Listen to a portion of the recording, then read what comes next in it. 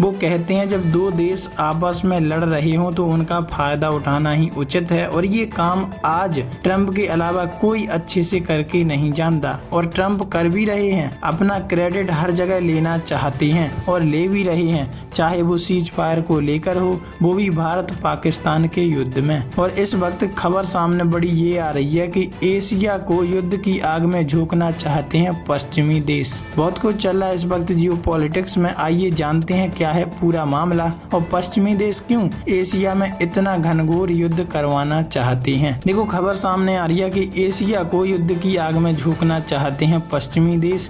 इसके पीछे बड़ा खुलासा हुआ।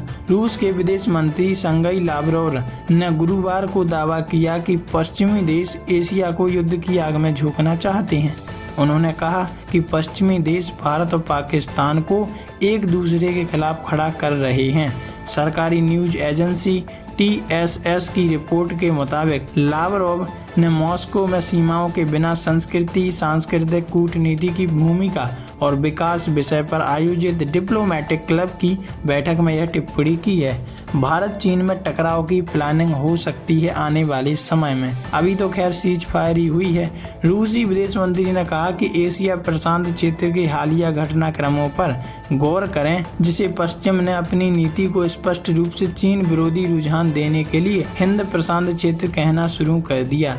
इस उम्मीद के साथ कि इससे हमारे मित्रों और पड़ोसी देशों भारत और चीन के बीच टकराव पैदा किया जा सकेगा। चीन के बढ़ते प्रभाव से निपटने के लिए स्थापित क्वेड के मुखर आलोचक लावरोव ने ऑस्ट्रेलिया, ब्रिटेन और अमेरिका के सैन्य गठबंधन यूकेओस के गठन के बाद इसकी आलोचना कम कर दी है। लावरोव ने कहा कि पश्चिमी देश एशिया में आसियान, दक्षिणी पूर्वी एशियाई राष्ट्रों का संगठन की भूमिका को कमजोर करने की कोशिश कर रहा है। पश्चिमी देश एशिया में चाहते हैं अपना प्रभाव।